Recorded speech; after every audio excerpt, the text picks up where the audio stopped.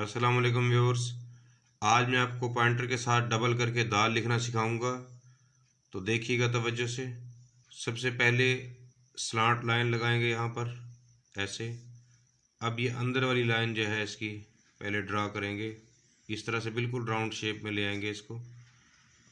और फिर ऊपर वाली लाइन इसकी राउंड करते हुए इसको नीचे की तरफ लाएंगे यहाँ पर, और बिल्कुल सीधा ले जाएंगे इसको।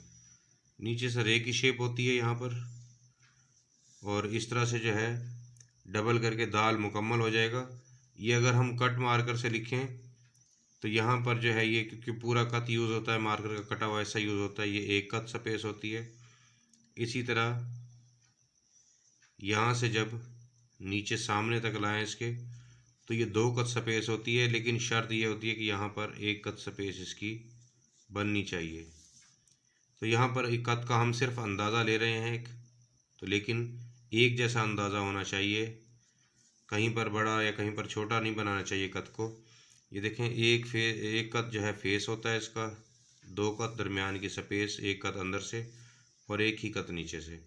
यहाँ से पीछे से जो है दाल को मुकम्मल राउंड लाना होता है लाइन तक ऐसे, कहीं से मोड़ना या टेढ़ा नहीं करना होता है इसको।